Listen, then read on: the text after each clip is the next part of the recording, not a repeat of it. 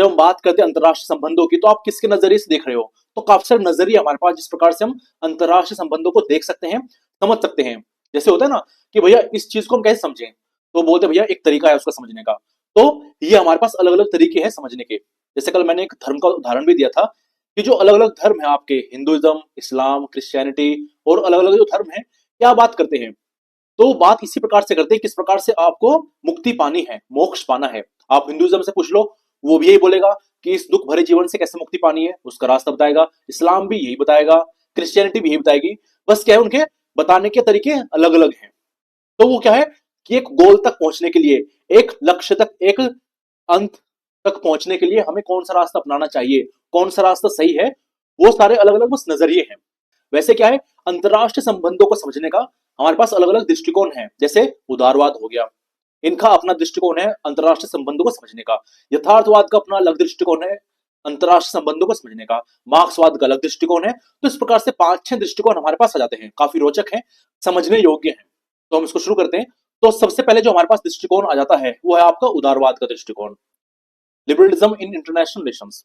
हालांकि देखो, जब हम बात करते हैं इन दृष्टिकोण की, तो उसमें फिर एक जोड़ा हमें देखने को मिलता है उदारवाद का और यथार्थवाद का, लिबरलिज्म का और रियलिज्म का।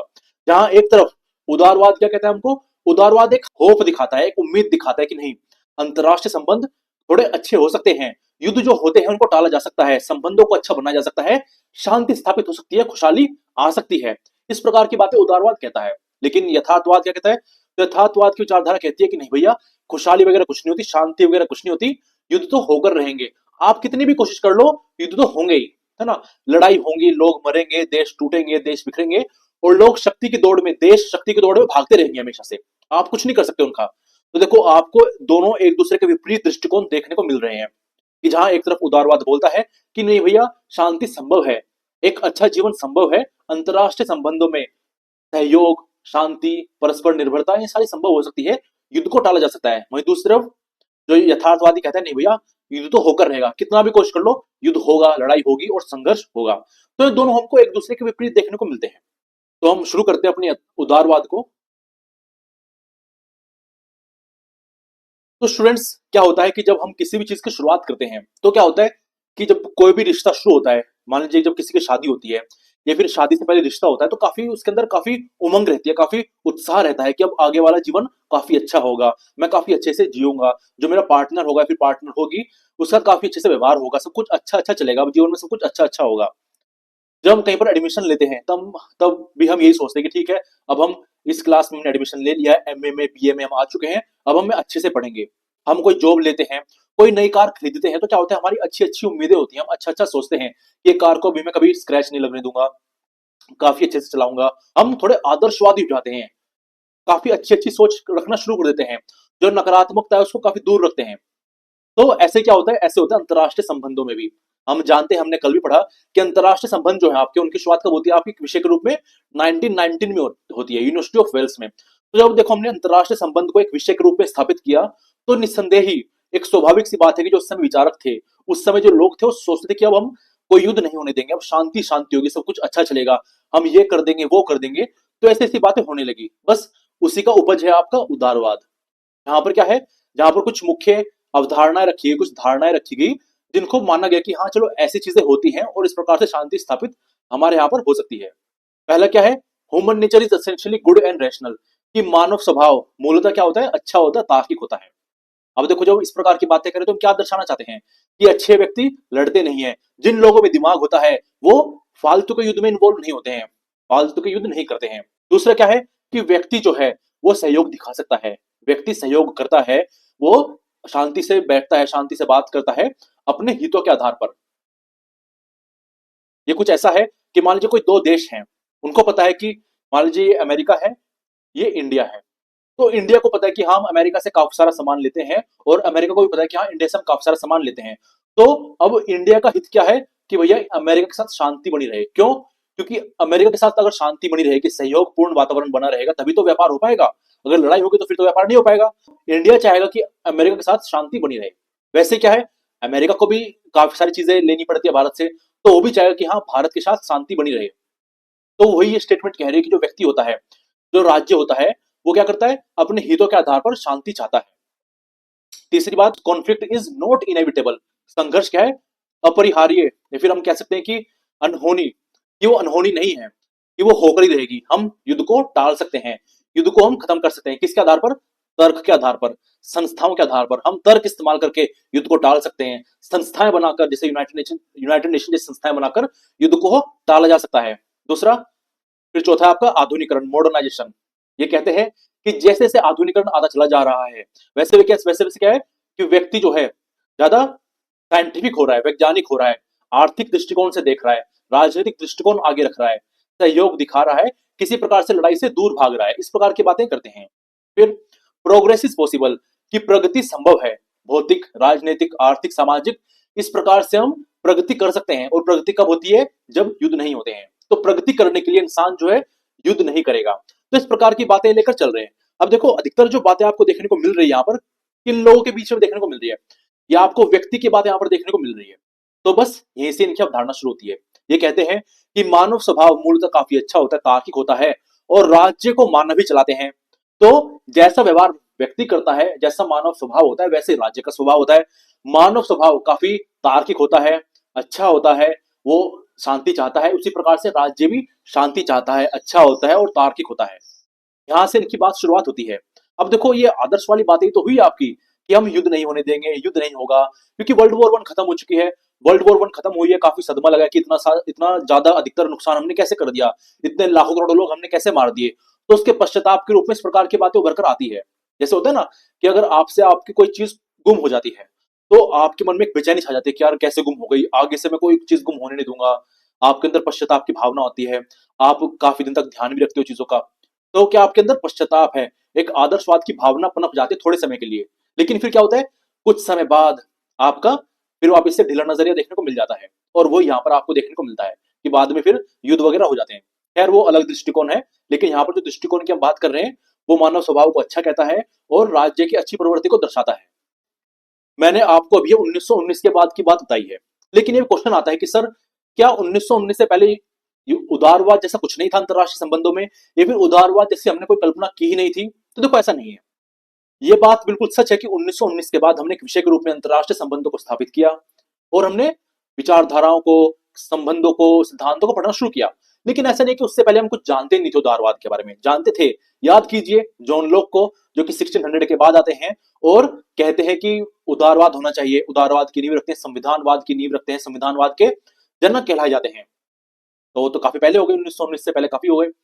तो क्या है कि 1919 से पहले भी हमें उदारवाद की झलक देखने को मिलती है। जैसे आप यहाँ पर देख पा रहे हो, ये हिंदी में भी अवेलेबल है, आप देख लीजिएगा आगे। 17वीं शताब्दी से लेकर 19वीं शताब्दी तक आपका एक प्रकार से काफी स्ट्रॉन्ग ऑप्टिमिज्म जिसे हम कहते हैं। ऑप्टिमिज्म का मतलब क्या होता है, आपका एक होप होना, एक आशावादी दृष्टिकोण होना।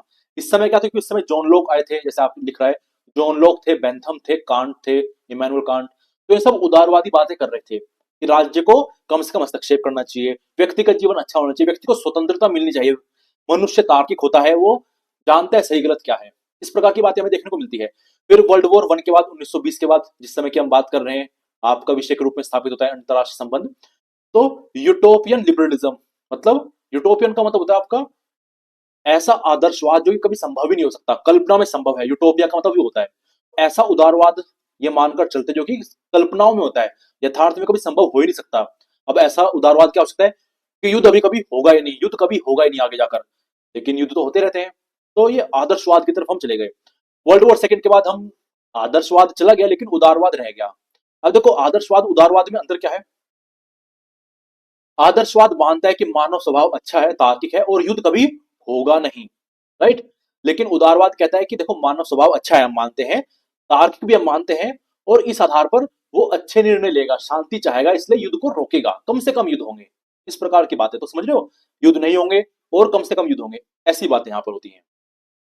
फिर कोल्ड वॉर के बाद आपका फिर से आपका आशावाद दृष्टिकोण उभर कर आता है, और 2001 के बाद जो आपका आशावादी दृष्टिकोण था कि सब कुछ अच्छा चलेगा, युद्ध नहीं होगा, वो काफी धुंधला हमें दिखाई देता है। अब क्यों देता है, क्योंकि आतंकवाद का उदय हो जाता है, वहां पर साइबर सिक्योरिटी का उदय हो जाता है, साइबर क्राइम का उदय हो जाता है। ऐसे में देखने को मिलता है भैया, अब तो संघर्ष, युद्ध जैसी स्थिति, कॉन्फ्लिक्ट जैसी स्थिति हमेशा बनी रहेगी। जैसे आप देखते हो अभी इसराइल गाजा के बीच में, आप यूक्रेन और रशिया के बीच में देखते हो, तो ये सारी चीजें आपको देखने को मिल जाती है। अब हमारे पास कुछ विचारक है जो किस प्रकार की बातें करते हैं, जैसे जॉन लॉक हो गए। इनके मुख्य रूप से सिद्धांत यही है कि प्राकृतिक स्वतंत्रताएं होती है, प्राकृतिक समानता होती है, स्वतंत्रता, संपत्ति और सीमित सरकार होती है। इनकी बुक का नाम क्या है? Two treaties of government. सरकार पर दो समझौते या फिर सरकार पर दो ग्रंथ हम इसे कह देते हैं। 1689 में आया था, ठीक है। Jeremy Bentham utilitarianism international law की बात करते हैं, उपयोगितावाद की बात करते हैं। वो प्रिंसिपल्स ऑफ मॉरल्स इनकी बुक है 1789 में, ठीक है। इमैनुअल कांट आते हैं। ये क्या कहते हैं? इनका कुछ ऐसा मानना था, हालांकि आगे आएगा, कि अगर सभी देश लोकतंत्र बन जाएं, गणतंत्र बन जाए तो युद्ध होगा ही नहीं। परपेचुअल पीस नाम की बुक लिखते हैं 1795 में, ठीक है। फ्रांसिस फुकुयामा है, end of history and the last man नाम की बुक लिखते हैं 1992 में। 1989 में पेपर आता है, पेपर काफी फेमस हो जाता है, उसी को एक्सटेंड करके बुक लिख देते हैं। रॉबर्ट कोहेन है, ये नव उदारवाद की बात करते हैं। आफ्टर हेजिमनी इनकी बुक का नाम है, और 1984 में ये बुक लिखते हैं। जोसेफ नायरे है, हालांकि इन सभी व्यक्तियों का नाम आगे आएगा हमारे पास। ये इंटरडिपेंडेंस की बात करते हैं, अंतरनिर्भरता की बात करते हैं। पावर एंड इंटरडिपेंडेंस इनकी बुक है 1977 में लिखते हैं। अब तक देखो हमने उदारवाद के बारे में काफी बेसिक बेसिक चीजें जान ली कि उदारवाद मुख्य रूप से क्या होता है। अब क्या है हमारे पास आगे? अब उदारवाद की चार ब्रांच है हमारे पास, है ना। चार भागों में उदारवाद बढ़ जाता है, मतलब चार नजरिए हैं उदारवाद के भी, कि उदारवाद तो है लेकिन चार प्रकार के उदारवाद हमारे पास आ जाते हैं यहाँ पर। जैसे मैं सबके आपको नाम बता देता हूं, फिर हम एक एक करके सभी को देखेंगे। जैसे चार नाम आपको यहाँ पर देखने को मिल रहे होंगे। पहले आपके पास इंटरडिपेंडेंस लिबरलिज्म, अंतरनिर्भरता उदारवाद जिसे हम कहते हैं। ये क्या है क्या नहीं मैं आपको बताऊंगा एक एक करके। फिर इंस्टीट्यूशनल लिबरलिज्म, संस्थागत उदारवाद, ये भी इसका प्रकार है। रिपब्लिकन लिबरलिज्म, गणतंत्र उदारवाद। सोशोलॉजिकल लिबरलिज्म, समाज शास्त्रीय उदारवाद। तो ये चार प्रकार के उदारवाद हमें देखने को मिलते हैं। मुख्य अवधारणा इनकी यही है कि मानव स्वभाव अच्छा है, वो सहयोग चाहता है, शांति संभव है, यही बातें। लेकिन किस प्रकार से शांति स्थापित हो सकती है, उनको लेकर इनका नजरिया अलग अलग है, तो उदारवाद के प्रकारों में आ जाते हैं। तो चलिए एक करके इनको देख लेते हैं। हालांकि स्टूडेंट जो मैंने आपको टेबल अभी दिखाई, जो मैं आपको टेबल दिखाने वाला था, उसमें पूरी तरह से इसमें है और आपको वही याद करना है। लेकिन थोड़ा अगर हमें डेफिनेशन थोड़ा एक इलेबोरेट करके विस्तृत रूप में क्लियर हो ना, तो ज्यादा बेहतर रहता है। तो हम थोड़ा डेफिनेशन के पॉइंट ऑफ व्यू से ये स्लाइड देखने वाले हैं। तो सबसे पहले हमारे पास है सोशोलॉजिकल लिबरलिज्म, समाज शास्त्रीय उदारवाद। अब ये क्या कहता है? तो आमतौर पर आप क्या देखते हो? आमतौर पर आप देखते हो कि मान लीजिए इंडिया है, ये पाकिस्तान है। अब क्या होता है कि इंडिया और पाकिस्तान लड़ रहे हैं, लेकिन अगर टेक्निकली अगर आप देखो ना, तो इंडिया और पाकिस्तान नहीं लड़ रहे हैं, इंडिया और पाकिस्तान की सरकारें लड़ रही हैं। क्योंकि अगर आप इंडिया में देखो लोगों को, तो इंडिया में जो लोग हैं और जो पाकिस्तान में लोग हैं वो एक ही तो है। 1947 से कुछ अलग था क्या? बिल्कुल भी अलग नहीं था। पूरा एरिया एक था, लेकिन बस हमने एक बाउंड्री खींच दी, उसकी वजह से सरकारें बदल गई और लोग बदल गए। इतिहास को अगर हम देखें तो हम मुख्य रूप से एक ही हैं। हाँ, हमारी बोली में थोड़ा अंतर है, वो अंतर इसलिए है क्योंकि वो क्षेत्र ही अंतर है। जैसे होता है ना कि अगर आप महाराष्ट्र में जाओ तो थोड़ी मराठी एक्सेंट आ जाता है आपका, मराठी में बोलते हो, गुजरात में गुजराती बोलते हो, हिंदी भी वहां पर गुजराती जैसी होती है। वैसे क्या है कि पाकिस्तान का जो एरिया है वहां पर, वो सारा क्या है आपका, वो पंजाब साइड है, वो थोड़ा अफगानिस्तान की तरफ पड़ता है, तो वहां पर थोड़ा मिक्सचर सा देखने को मिलता है। हिंदी बोलते हैं लेकिन थोड़ा मिक्सचर से वहां पर देखने को मिलती है। लेकिन क्या हम वो हमसे अलग हो जाते हैं? नहीं, बिल्कुल भी नहीं। सांस्कृतिक रूप से, रहन सहन के तरीके से सब हम एक ही हैं। तो फिर समस्या क्या है? फिर हम क्यों लड़ते हैं आपस में? तो हम नहीं लड़ते, और सरकारें लड़ती हैं। आप अक्सर देखो कि सरकारें लड़ती हैं, और सरकारों के बिहाफ में फिर व्यक्ति भी लड़ता है कि हाँ पाकिस्तान पर हमला कर दो, इंडिया पर हमला कर दो, ऐसी बात देखने को मिलती है। लेकिन अगर इंडियंस को मैं पाकिस्तानियों से मिलवा दूं, अगर आपको मैं मौका देता हूं कि भैया आप जाकर पाकिस्तानी लोगों से पूछो कि भैया आप लोग इतने बेवकूफ क्यों हो, क्यों लड़ने आ जाते हो, क्यों आतंकवादी भेजते हो आप, अगर आप उनसे पूछोगे ना, तो पता क्या बोलेंगे? वो आपसे उल्टा पूछ बैठेंगे कि भैया आप लोग मूर्ख हो क्या, आप लोग क्यों लड़ते हो, हम तो शांति चाहते हैं, आप लोग हमारी तरफ आतंकवादी गतिविधि करते हो। मतलब क्या है कि उन्हें लगता है कि हम करते हैं, हमें लगता है उन्हें करते हैं। हालांकि वे करते हैं, बात सही है, वे आतंकवादी भेजते हैं, लेकिन लोग नहीं भेजते ना, सरकारें भेजती हैं, मिलिट्री भेजती है आतंकवादी। आप अगर उनसे पूछोगे तो वही बोलते हैं भैया हम तो शांति चाहते हैं, हिंदुस्तान के लोग ही हमें परेशान करते हैं। हिंदुस्तान बोलता है, हिंदुस्तान के लोग बोलते हैं हम तो शांति चाहते हैं, पाकिस्तान के लोग ही परेशान करते हैं। लेकिन अगर देखें ग्राउंड रियलिटी, तो भैया कोई किसी को परेशान नहीं करता, वो सरकारें हैं जो परेशान कर रही हैं। सरकारें भड़काती है कि भैया पाकिस्तान के लोग परेशान कर रहे हैं इसलिए बम गिरो, ये बोलते हैं भाई इंडिया दुश्मन है इसलिए बम गिरो। ठीक है। तो वही आपका सोशियोलॉजिकल लिबरलिज्म कहता है, समाजशास्त्री उदारवाद कहता है कि राज्य राज्य के बीच में संवाद होता है, रिश्ते होते हैं, वो दोनों लड़ते हैं, इसलिए दुविधा है। अगर व्यक्ति आपस में बात करें आकर, जो समूह है वो आपस में आकर बात करें, तो लड़ाई होगी नहीं, जैसे यहाँ पर लिखा हुआ है। Sociological liberalism broaden the scope of IR beyond the state to state relations, कि समाजशास्त्रीय उदारवाद जो है अंतरराष्ट्रीय संबंधों की सीमा को केवल राज्य से राज्य संबंधों से आगे बढ़ाता है। ठीक है। आमतौर पर आप ये तो देखते हो कि एक राज्य सरकार का दूसरे राज्य सरकार संबंध है, व्यक्ति निजी तौर पर किससे नहीं मिल रहे हैं, तो ये बोल रहा है कि राज्य से राज्य का संबंध से आगे ले जाने की बात करते हैं समाजशास्त्री उदारवाद। क्या कहता है? वो कहता है कि हमें व्यक्तिगत स्तर पर, सामूहिक स्तर पर, समाज के स्तर पर इंटरेक्शन करना चाहिए, मेलजोल बढ़ाना चाहिए। अगर मेलजोल बढ़ेगा तो हमें पता लगेगा कि वहां पर सरहद पार जो लोग हैं वो भी हमारे जैसे है, मासूम, उनका भी परिवार है, वो भी स्कूल जाते हैं, वो भी अपनी पूजा पाठ करते हैं।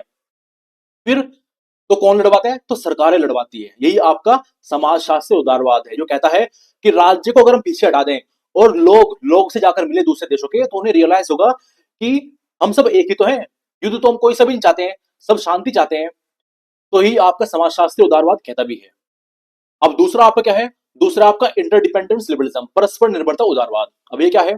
अब ये कहता है कि अगर मान लीजिए कोई दो कंट्री है, ए और बी, और दोनों में बहुत ज्यादा निर्भरता आ जाती है। निर्भरता कैसी? कि मान लीजिए इंडिया है, अब इंडिया में किस चीज की ज्यादा आवश्यकता पड़ती है? तो मान लीजिए इंडिया में पड़ती है दूध की काफी ज्यादा आवश्यकता, और दूध कहां से आता है? दूध आता है दूसरी कंट्री से, कंट्री बी से दूध आता है। और कंट्री बी है, उसको किस चीज की आवश्यकता है? मोबाइल की आवश्यकता है। और मोबाइल कहां से मिलते हैं? मोबाइल मिलते हैं इंडिया से। अब अगर इंडिया इसको मोबाइल देना बंद कर दे, तो क्या कंट्री चल पाएगा? नहीं चल पाएगा। अगर ये इंडिया को दूध देना बंद कर दे, तो क्या इंडिया चल पाएगा? नहीं चल पाएगा। तो क्या है? एक दूसरे पर निर्भर करते हैं अपने जीवन चलाने के लिए, अपने देश को चलाने के लिए। और ऐसे में ही कहते हैं कि भैया जब दो देश या फिर काफी सारे देश एक दूसरे पर निर्भर करते हैं ना, तो उनको युद्ध महंगा लगने लगता है। महंगा कैसा? कि मान लीजिए इंडिया हर साल लाखों करोड़ों रुपए कमाता है इस कंट्री से, इस कंट्री को कुछ बेचकर कमाता है, ठीक है, कमा रहा है। लेकिन अगर युद्ध हो गया तो क्या होगा? ये इससे कुछ भी चीज नहीं खरीदेगा, बोलेगा तुम तो हमारे दुश्मन हो, तुमसे क्यों खरीदे हम। तो क्या है? इंडिया को लाखों करोड़ रुपए का नुकसान हो गया। तो ऐसे में क्या है? ऐसे में युद्ध जो होता है महंगा दिखने लगता है कि यार युद्ध महंगा पड़ जाएगा हमको, इससे अच्छा तो हम व्यापारी कर ले, शांति बनाए रखें। तो वही है कि अगर परस्पर निर्भरता होगी देशों के बीच में, तो शांति बनी रहेगी। जैसे यहाँ पर लिखा हुआ है कि इंटरडिपेंडेंस मीन्स म्यूचुअल डिपेंडेंस, कि परस्पर निर्भरता का मतलब है कि राष्ट्रों और समाजों के बीच में परस्पर निर्भरता का होना, कि एक दूसरे पर हम निर्भर कर रहे हैं इसलिए हम नहीं लड़ रहे हैं। ठीक है। फिर दूसरा केस में कि events and decisions in one country affect other due to economic, social, technology and political ties, कि एक कंट्री में कोई घटना होती है, कोई निर्णय लिया जाता है, कोई भी घटना होती है, उसका उसका प्रभाव पड़ता है दूसरी कंट्रीज पर। तो इसलिए क्या है? वो सब चाहते हैं कि शांति बनी रहे अपना, और शांति से काम हो जाए अपना। आगे, higher level of international relations led to higher degree of interdependence, कि अंतरराष्ट्रीय स्तर पर जो हम सारी चीजें करते हैं, रिश्ते निभाते हैं, तो क्या होता है? बड़ी निर्भरता हमारे पास आ जाती है कि बड़े तौर पर हम सब एक दूसरे पर निर्भर हैं, इसलिए शांति बनाए रखनी चाहिए हमको। जैसे 2020 में गलवान वैली इंसिडेंट हुआ, आप सब जानते हो, चाइना के साथ। लेकिन इतनी क्रिटिकल कंडीशन होने के बाद भी इन दोनों देशों के बीच में युद्ध नहीं हुआ। क्या कारण हो सकता है? कारण यही है कि इंडिया काफी ज्यादा चीजों को इंपोर्ट करता है, काफी सारी चीजें खरीदता है चाइना से, और काफी कुछ बेचता भी है, तो फायदा होता है। और चाइना भी यही करता है। तो उनको लगा भैया अगर युद्ध हो गया तो व्यापार कट हो जाएगा और फायदा कुछ नहीं होगा, तो ऐसे में नुकसान है युद्ध करे से, इसलिए शांति बनाए रखे। तो शांति किस लिए आई? क्योंकि परस्पर निर्भरता थी आपस में। तीसरा आपका है इंस्टीट्यूशनल लिबरलिज्म, संस्थागत उदारवाद। अब ये क्या है? ये कहता है कि भैया अंतरराष्ट्रीय स्तर पर अगर हम संस्थाओं को बना देना, जैसे यूएन अगर हम बना दे, डब्ल्यूटीओ अगर हम बना दे, ये सारी चीजें अगर हम बना देना, तो सारी कंट्री सेंटर में रहेगी। ये कुछ ऐसा है कि घर में कोई अगर बड़ा आ जाता है तो छोटे लोग लड़ते नहीं है। अगर लड़ाई होती भी है ना, तो क्या होता है? शिकायत लेकर वो बड़ों के पास जाते हैं, बड़े उनको सुलझा देते, तो मारपीट नहीं होती है। लेकिन घर में बड़ा नहीं है तो छोटे लोग मारपीट करने पर उतर आते हैं। तो ऐसे कुछ यहाँ पर हमें देखने को मिलता है। ये कहते हैं कि अगर अंतरराष्ट्रीय स्तर पर हम संस्थाओं को बना देंगे, यूएन जैसी संस्थाएं बन जाएंगी, तो क्या होगा? एक उनके पास एक रास्ता होगा अपनी बातों को मनवाने का, अपनी भड़ास निकालने का, कानून को पालन करने का। जैसे यूएन है, तो कोई भी अगर कंट्री लड़ने पर आती है, कोई भी आपका लड़ाई होती है, कोई भी अगर विवाद होता है, तो क्या होता है? सबसे पहले यूएन के पास जाते हैं। अब यूएन क्या करता है? शांतिपूर्वक तरीके से सुलझा देता है। उसने कुछ कानून बना रखे, उन कानून का पालन करके शांतिपूर्वक तरीके से चीजों को सुलझा देता है वो। तो ये क्या है? अंतरराष्ट्रीय संस्थाएं हैं। कि अगर संस्थाओं को अगर हम बना देंगे अंतरराष्ट्रीय स्तर पर तो युद्ध वगैरह नहीं होगी, शांति बनी रहेगी। जैसे यूएन हो गया, डब्ल्यूटीओ हो गया, आईएमएफ हो गया, वर्ल्ड बैंक हो गया और काफी सारी चीजें। जैसे यहाँ पर लिखा हुआ है कि इंटरनेशनल इंस्टीट्यूशंस सहयोग को बढ़ावा देते हैं राज्यों के बीच में। अब इसका ऐतिहासिक अगर नजरिया हम देखें तो याद कीजिए, वह फर्स्ट वर्ल्ड वॉर के बाद वुडरो विल्सन ने क्या किया था, लीग ऑफ नेशन की स्थापना की थी। किस नजरिए से की थी, किस नजरिए से की थी, इसी नजरिए से की थी कि जो अंतरराष्ट्रीय स्तर पर अराजकता है, लड़ रहे हैं सब, एक जंगल बना रखा है ना, जंगल, जैसे जंगल में क्या होता है, सब लड़ते रहते हैं, तो जंगल से हम जू में आ जाएं। जैसे आप देखते हो ना कि जंगल में तो सब लड़ रहे हैं, कोई कानून वगैरह नहीं है, लेकिन जू में क्या होता है, कानून होता है। कानून कैसा, कि सब लोग अपने अपने क्षेत्र में है, कोई किसी को मारेगा नहीं, सबको खाने पीने को चीजें मिलती रहेंगी। तो वही है कि वुडरो विल्सन जब बात करते हैं लीग ऑफ नेशन की, तो वो यही करना चाहते हैं कि जो जंगल राज बना हुआ है ना अंतरराष्ट्रीय स्तर पर, वो एक जू बन जाए। जू मतलब सब अपने अपने पिंजरे में है, कोई किसी पर हमला नहीं कर रहा है, सब जी रहे हैं। तो लीग ऑफ नेशन की स्थापना इसी के तहत होती है कि अंतरराष्ट्रीय पर स्तर पर हम संस्थागत उदारवाद को लेकर आएंगे, जहां पर कानून व्यवस्था बनी रहेगी अंतरराष्ट्रीय स्तर पर। चौथा आपका आता है इसमें रिपब्लिकन लिबरलिज्म। अब ये क्या है, गणराज्यवाद उदारवाद।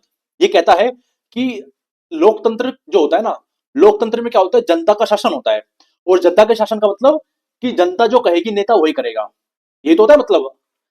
अब जनता जो होती है ना काफी अच्छी होती है, मानव स्वभाव काफी अच्छा होता है, और जनता कभी नहीं चाहती कि युद्ध हो, क्योंकि देखो युद्ध होगा तो व्यापार में बाधा होगी, इनका जीवन इधर तितर बितर होगा, युद्ध होगा तो लोग मारे जाएंगे, तो कभी नहीं चाहेंगे लोग कि युद्ध हो।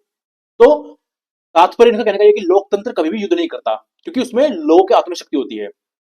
और इसलिए वो कहते हैं कि अगर मान लीजिए तीन देश हैं, ए बी सी, ये लोकतंत्र है, जनता चलाती है इसको, ये भी लोकतंत्र है, जनता चलाती है इसको, लेकिन ये क्या तानाशाही है, यहाँ पर एक ही व्यक्ति है, रूलर है, तानाशाह है, वो चलाता है देश को।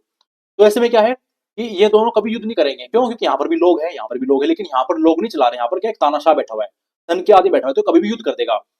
इससे क्या युद्ध का खतरा हमेशा बना रहेगा, ये कभी भी इस पर युद्ध कर देगा, लड़ाई हो जाएगी। तो इसलिए में रिपब्लिकन लिबरलिज्म, गणराज्यवादी उदारवाद कहते हैं कि भैया अगर सभी राज्य आपके लोकतंत्र बन जाएं, गणतंत्रवादी बन जाएं, तो युद्ध होगा ही नहीं। क्यों, क्योंकि ये भी लोकतंत्र है, ये भी गणतंत्र है, ये भी गणतंत्र है, और यहाँ पर भी लोगों का शासन है, यहाँ भी लोगों का शासन है, तो यहाँ पर भी लोग कभी नहीं चाहेंगे युद्ध हो, यहाँ पर भी लोग कभी नहीं चाहेंगे युद्ध हो। तो ऐसे में क्या परस्पर शांति बनी रहेगी। तो इसलिए कहते हैं कि अगर सारा विश्व, सभी विश्व, पूरे विश्व में अगर गणतंत्र स्थापित हो जाए, सभी राज्य गणतंत्र हो जाए, तो कोई युद्ध होगा ही नहीं। जैसे यहाँ पर बोला गया है कि liberal democracies do not go to war with each other, कि जो गणतंत्र राज्य होते हैं कभी भी एक दूसरे साथ युद्ध में नहीं जाते हैं। और इसी को क्या कहा गया है, इसी को कहा गया democratic peace theory. Democratic peace theory, लोकतंत्र का शांति सिद्धांत। तो देखो अब टेबल के रूप में आपको सारी चीजें दर्शाई गई है। अब टेबल का महत्व क्या है, तो टेबल में काफी शॉर्ट फॉर्म में चीजें लिखी हुई है, आप आसानी से इसको टेबल को नोट्स में बना लोगे। इसके साथ साथ मैंने इसके कुछ उदाहरण भी दिए हैं, जो विचारक जिस विचारधारा में जिस प्रकार में बातें कहते हैं उनके नाम भी और बुक्स भी मैंने इसमें लिखी है। तो पहले क्या आप यहाँ पर, पहले इनके कोर आइडिया, ये हिंदी में भी आ गया, हम देखेंगे इसको। कोर आइडिया से इंटरडिपेंडेंस लिबरलिज्म है आपका, अंतर्निर्भरता उदारवाद है, इसके बारे में है। ये सारी बातें वही लिखी है जो हमने पढ़ी है अभी। आगे इनके थिंकर, तो आपको जो इंटरडिपेंडेंस वाले हैं, जो परस्पर निर्भरता की बात करते हैं, उसमें है रॉबर्ट कोहेन, जोसेफ नायरे, राइट। इनकी बुक कौन कौन सी है, तो power and interdependence book Cohen ने लिखी है, कोहेन और नायरे ने लिखी है। और the rise of the trading state, ये रोजक्रेन ने लिखी है, ठीक है। और दूसरा आपका इसमें है संस्थागत उदारवाद, तो संस्थागत उदारवाद को रॉबर्ट कोहेन यहाँ पर आ जाते हैं, आफ्टर हेजेमनी नाम की बुक लिखते हैं 1989 में, ठीक है। और आप एक गणतंत्र उदारवाद, इमैनुअल कांट आते हैं, परपेचुअल पीस नाम की बुक लिखते हैं इमैनुअल कांट, ठीक है। और liberalism and world politics, Michael dowel है वो व्यक्ति लिखते हैं। और ग्रास्पिंग द डेमोक्रेटिक पीस, ये 1993 में रूसेट लिखते हैं। और चौथा आपका समाजशास्त्री उदारवाद, इसमें कार्ल ड्यूश नाम के व्यक्ति हैं, ये ड्यूश है यहाँ पर, Karl Deutsch, political community and the North Atlantic area नाम की बुक लिखते हैं 1957 में, ठीक है। और कुछ उदाहरण है हमारे पास, जैसे अगर हम बात करें अंतर निर्भरता की, इंटरडिपेंडेंस की, तो क्या है कि जापान और जर्मनी वर्ल्ड वॉर सेकंड के बाद क्या बन गए, आपके व्यापारी राज्य बन गए, व्यापार करना शुरू कर दिया उन्होंने। जिससे क्या हुआ कि अब वो एक दूसरे पर निर्भर हो गए सब सब राज्य, और वो युद्ध से दूर चले गए, हथियारों से दूर चले गए। संस्थागत उदारवाद की बात करते हो, संस्थाओं की बात है, कैसे यूरोपियन यूनियन बनाया गया है, डब्ल्यूटीओ बनाया गया, नाटो बनाया गया है, सहयोग दिखाने के लिए। डेमोक्रेटिक पीस थ्योरी या फिर गणतंत्र उदारवाद की बात करें तो आप वेस्टर्न डेमोक्रेसीज देखिए आप, जैसे यूरोपियन यूनियन, जापान हो गया, यूएसए हो गया, कभी लड़ते नहीं आपस में। और समाजशास्त्र उदारवाद की बात करें, जैसे आपका सोशल मीडिया पर जब बातें होती है तो समझ में आता है कि हाँ वहां के लोग भी ऐसे हैं, हमारे लोग भी ऐसे ही हैं। स्टूडेंट्स जब आते जाते हैं एक दूसरे राज्य में तो पता लगता है कि हाँ स्टूडेंट ऐसे ही हैं और सब मित्रवत व्यवहार करते हैं।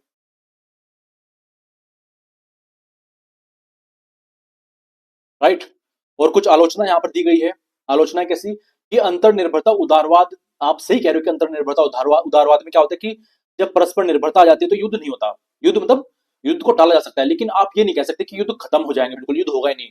युद्ध तब भी होते हैं, जैसे आप देखिए सब एक दूसरे पर निर्भर हैं, लेकिन फिर भी क्या हुआ, यूक्रेन रशिया में वॉर हो गई, है ना। इंडिया चाइना में युद्ध की स्थिति बनी रहती है, इतना परस्पर निर्भरता होने के बावजूद भी। फिर अगर संस्थागत उदारवाद की बात करें तो उसमें क्या होता है कि जो बड़ी बड़ी कंट्रीज होती है, शक्तिशाली कंट्री, शक्तिशाली देश जो होते हैं, वो पूरी संस्था को कंट्रोल करते हैं, उनके हिसाब से काम होता है। जैसे आप देख लीजिए यूएन में यूएसए का दबदबा चलता है। अगर हम बात करें इसमें गणतंत्र उदारवाद की, तो उसमें उसका उसकी आलोचना ये है कि भैया आप जो कह रहे हो कि ठीक है गणतंत्र उदारवाद, जो गणतंत्र राज्य है वो युद्ध नहीं करते, ऐसा नॉर्मली देखने को मिलता है, लेकिन हर बार ऐसा नहीं होता। यूएसए सबसे बड़ी डेमोक्रेसी हम बोल देते हैं, लेकिन यूएसए को देखो आए दिन कहीं ना कहीं युद्ध करता रहता है। यहाँ पर युद्ध कर दिया, वेनेजुला को कब्जा लिया, ये कर दिया, वो कर दिया। तो इस प्रकार से हमने उदारवाद पूरी तरह से पढ़ लिया है। अब आती है उदारवाद की कुछ आलोचना। आलोचना कैसी, तो याद कीजिए जब उदारवाद कहता है कि इतिहास आगे बढ़ रहा है, जैसे जैसे इतिहास आगे बढ़ेगा सब कुछ चीजें सुधरती चली जाएंगी, आने वाला भविष्य और बेहतर होगा। लेकिन इसकी आलोचना यह है कि भैया इतिहास कभी भी हमेशा प्रोग्रेसिव नहीं होता, बढ़ते क्रम में नहीं होता कि आने वाला जीवन हमेशा अच्छा ही होगा। क्या पता बिगड़ जाए, क्या पता चीजें बिगड़ जाए, क्या पता अभी हम अच्छी अच्छी बातें कर रहे हैं, अच्छा जीवन जी रहे हैं, क्या पता आगे जाके अच्छा जीवन ना जिए। तो इतिहास जो है प्रोग्रेसिव नहीं होता, वो हमेशा आगे नहीं बढ़ता रहता। इकोनॉमिक इंटरडिपेंडेंस की भैया आर्थिक निर्भरता हमेशा युद्ध नहीं रोकती। आर्थिक परस्पर निर्भरता को हमने देखा है कि अतीत में उन्होंने युद्ध को नहीं रोका है, कि परस्पर निर्भरता थी लेकिन फिर भी युद्ध हुए हैं। फिर institutions are instrument of powerful states, की जो संस्थाएं हम बना देते हैं ना अंतरराष्ट्रीय स्तर पर, कि वो कानून बनाएंगे अंतरराष्ट्रीय स्तर पर सब कुछ शांति होगी, वो भी एक औजार के रूप में बन जाते हैं शक्तिशाली देशों के। और फिर शक्तिशाली देश जो कहते हैं वही वो संस्थाएं काम करती हैं। जो आप बात फिर आएगा इसमें कि लोकतंत्र शांति चाहते हैं, डेमोक्रेटिक पीस थ्योरी, कि भैया ये हमेशा काम नहीं करती। हमने ये भी देखा है कि कहीं कहीं पर लोकतंत्र खत्म हुआ है, लोकतंत्र था लेकिन वहां पर तानाशाह बैठ गया आकर। अराजकता स्थायी है, एनार्की इज परमानेंट, अराजकता हमेशा बनी रहती है। चाहे उदारवादी कितनी भी हम परंपराएं लेकर आ जाएं, लेकिन अराजकता फिर भी बनी हुई है। और सिक्योरिटी डिलेमा, सिक्योरिटी डिलेमा क्या है कि अंतरराष्ट्रीय स्तर पर हम कितना भी अच्छी अच्छी बातें कर ले, लेकिन राज्यों के बीच में एक प्रकार से एक दुविधा, एक प्रकार से संदेह की भावना रहती है, भैया ये मुझ पर कभी हमला ना कर दे, डर की भावना बनी रहती है, उसे हम कहते हैं सिक्योरिटी डिलेमा। ये हमेशा बना रहता है चाहे कितनी भी आप सहयोग, परस्पर सहयोग करने बैठ जाओ।